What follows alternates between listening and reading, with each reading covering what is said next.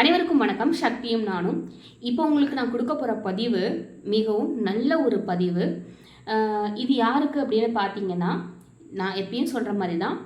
இது வந்து சின்ன பசங்கள்லேருந்து பெரியவங்க, இது பெரியவங்களுக்கும் பொருந்தும். ஆனால் இப்போ நீங்கள் வந்து வழிகாட்டுற நிலைமையில் இருக்கீங்க அப்படின்னு தான் நான் சொல்லுவேன். இது வந்து ரொம்பவே ஒரு நல்ல பதிவு. இந்த பதிவை பார்க்குற நீங்கள் உங்கள் பசங்களுக்கு இந்த பதிவை காமிங்க. இல்லை அப்படின்னாலும் நீங்கள் அதை சொல்லுங்கள். இந்த விஷயத்தை பழக்கப்படுத்துங்க.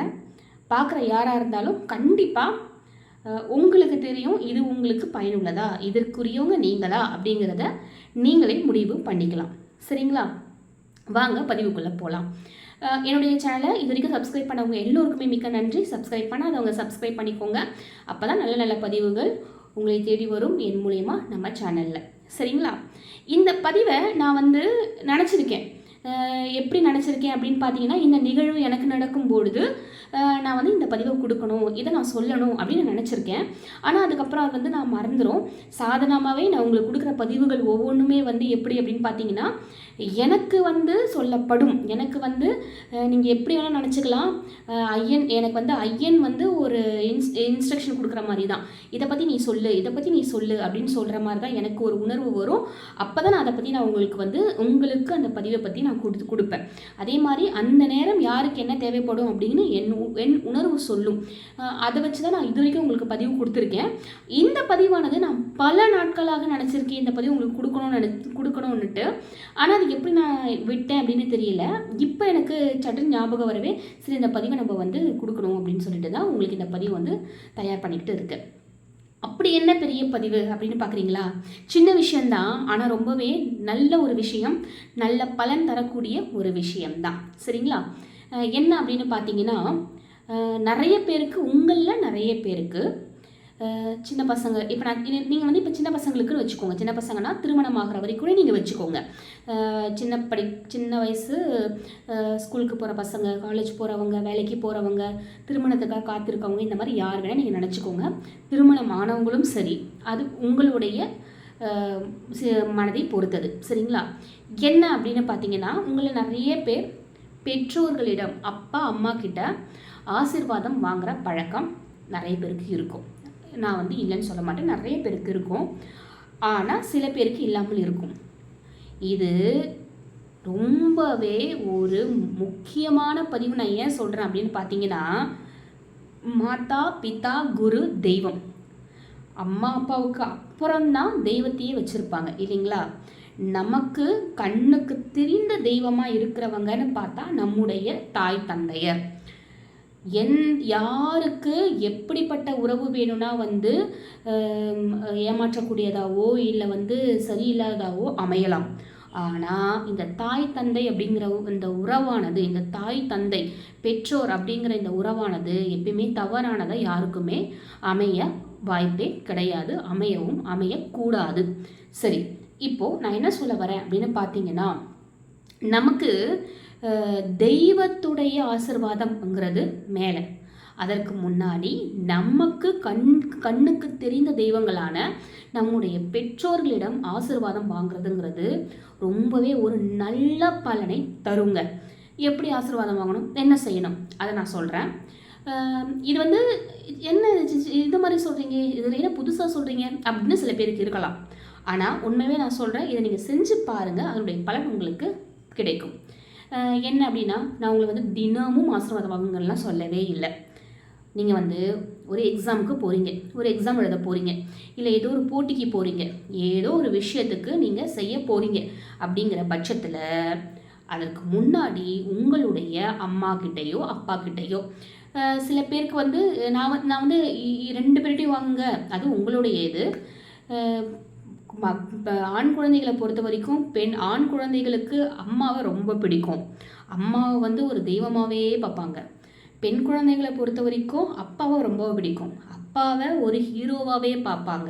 அதனால் அவங்களுக்கு ஒரு இது இருக்கும் மனசில். அந்த மாதிரி நீங்கள் நினச்சிக்கோங்க. உங்களுக்கு யார் ஹீரோன்னு நினைக்கிறீங்களோ, தெய்வமாக நீங்கள் நினைக்கிறீங்களோ, எங்கே போகிறீங்களோ, என்ன பண்ண போகிறீங்களோ, முதல்ல அவங்கக்கிட்ட காலில் விழுந்து ப்ளஸ் பண்ண சொல்லிவிடுங்க, ஆசீர்வாதம் பண்ணுங்கன்னு சொல்லுங்கள், விழுந்துருங்க. சரிங்களா? நீங்கள் விழுந்து ஆசீர்வாதம் வாங்குறீங்கல்ல, அப்போ அம்மாவோ அப்பாவோ நீங்கள் ஆசீர்வாதம் செய்கிறீங்கள, என்ன செய்யணும் தெரியுமா? கிண்டல்லாம் பண்ணாதீங்க. அவங்கள கிண்டல் பண்ணுறதோ நக்கல் பண்ணுறதோ இல்லை அந்த மாதிரி விஷயம்லாம் எதுவுமே செய்யாதீங்க.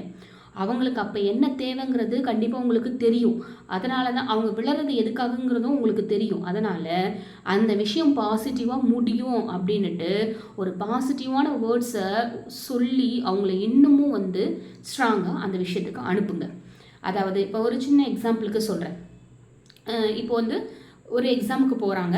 எக்ஸாம் போகிறதுக்குனால இப்போ நான் என்னோட இதுவே சொல்கிறேன். என் மகன் வந்து சாதாரணமாக என் மகனுக்கு வந்து எக்ஸாமுக்கெலாம் போகும்போது ஏதாவது போட்டிக்கு போகும்போது ஏதாவது விஷயம் செய்யும்போது என்கிட்ட ஆசீர்வாதம் வாங்குவான். இப்போ இல்லைங்க, சின்ன வயசுலேருந்து அவனுக்கு எனக்கு தெரிஞ்சு அவன் எப்பத்துலேருந்து என்கிட்ட ஆசீர்வாதம் வாங்க ஆரம்பித்தான்னு எனக்கு தெரியாது. அம்மா சொல்லுமா, அம்மா சொல்லுமான்ட்டு கால் விழுந்துருவான். அப்படியே சாஷ்டாங்கமாக விழுவான், அம்மா சொல்லுமா அப்படின்னு. எனக்கு தெரியும் எதுக்காக எந்த ரீசனுக்காக அவன் விழறான்றது. எனக்கு அந்த காரணம் எனக்கு கண்டிப்பாக உள்ளுணர்வு சொல்லும் தெரியும். அந்த காரணத்தை நான் சொல்லி அதை நான் பாசிட்டிவான வேர்ட்ஸை சொல்லி தான் நான் அதை வந்து சொல்லுவேன். இப்போ எக்ஸாமுக்கு போகிறான், இன்றைக்கி தமிழ் எக்ஸாம், அவன் எக்ஸாம் எழுத போகிறான், காலையில் விழுந்துருவான், விடறான்னு வச்சுக்கோங்க. நான் என்ன சொல்லுவேன்னா, டேய் சூப்பராக எழுதுவடா, தமிழ் எக்ஸாம் ஃபுல்லாக நீ எழுதுவடா, ஆன்சர்ஸ் எல்லாமே கரெக்டாக இருப்பேன், ஃபுல் மார்க் எடுப்படா, கவலையப்படாத, ஃபுல் மார்க் எடுப்பேன் போ அப்படி இந்த மாதிரி. இப்போ பாசிட்டிவாக சொல்லும் போது அவனுக்கு வந்து யானை பலம் வரும். அந்த மாதிரி நம்ம சொல்லலாம். கண்ணுக்கு நமக்கு சாமியை வந்து கண்ணுக்கு தெரியாத சாமி நம்ம பார்த்தது கிடையாது. அவர்கிட்ட நம்ம வந்து ஆசீர்வாதம் வாங்குகிறோம், அது அடுத்த விஷயம். ஆனால் நமக்கு வந்து பாசிட்டிவான ஒரு வார்த்தையை அம்மாவோ அப்பாவோ சொல்லும் பொழுது அந்த கடவுளே வந்து சொன்ன மாதிரி தான் அவங்க நினைப்பாங்க, குழந்தைங்க நினைப்பாங்க. அதுவே அவங்களுக்கு வந்து பாதி கிணற்றை தாண்டின ஒரு ஃபீலை கொடுத்துரும். மீதி கிணத்தை அவங்களே தாண்டிப்பாங்க. அதனால் நம்மளால் முடிஞ்ச வரைக்கும் இப்போ ஸ்டடீஸை பொறுத்த வரைக்கும் இல்லை ஏதோ ஒரு போட்டி இந்த விஷயத்தை பொறுத்த வரைக்கும் ஃபிசிக்கலாகவோ மென்டலாகவோ அவங்க கூட இருந்து நம்ம சப்போர்ட் பண்ணுறோம் முடியும் அப்படிங்கிறது ஒரு விஷயம்னா இந்த மாதிரி அவங்களுக்கு பாசிட்டிவான வேர்ட்ஸை சொல்லி நம்ம வந்து கூட வந்து சப்போர்ட் பண்ணுறதுங்கிறது ரொம்பவே ஒரு நல்ல விஷயங்க. அவங்களை இன்னமும் நல்லா முன்னேற்றும். அதனால் இந்த பதிவு வந்து சிறியவர்களுக்கு மட்டும் இல்லை, பெரியவங்களுக்கும் தான். உங்களுடைய கடமை என்ன அப்படின்னு பார்த்தீங்கன்னா, அவங்களுக்கு நீங்கள் நல்ல வார்த்தைகளை சொல்லி ப்ளெஸ் பண்ணணும் அப்படிங்கிறது தான். யார் வேணால் கிண்டல் பண்ணட்டும், என்ன வேணால் சொல்லட்டோங்க.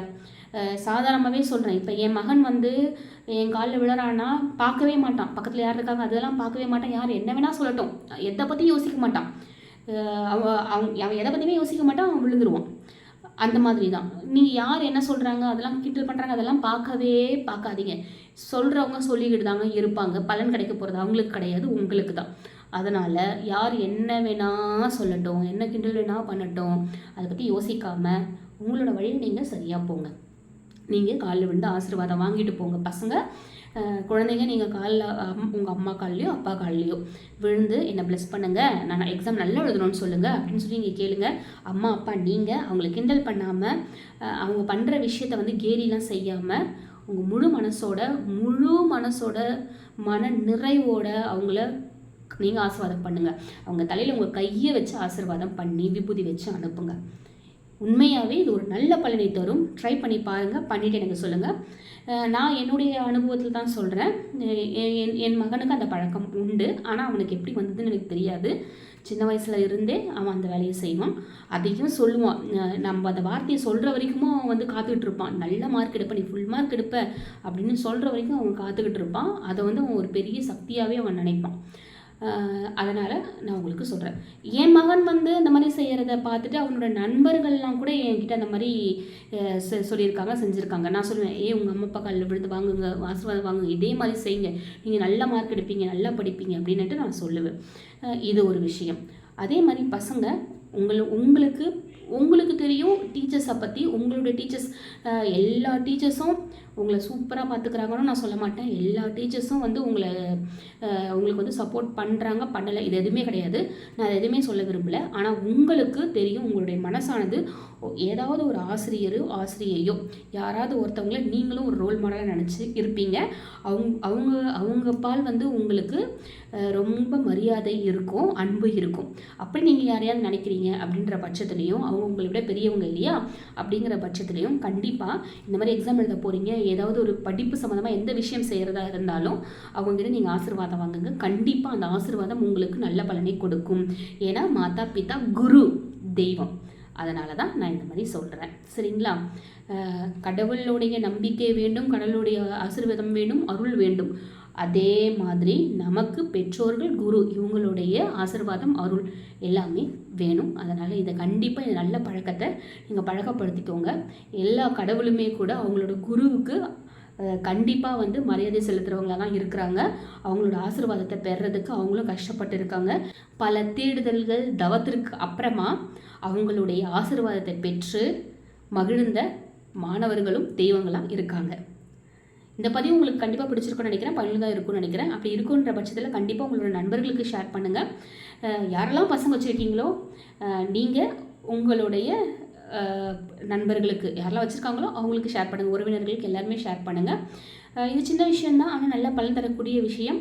கண்டிப்பாக ட்ரை பண்ணுங்கள். இந்த பதிவை முழுசாக பார்த்தவங்க அனைவருக்குமே நன்றி. ஓம் முருகா.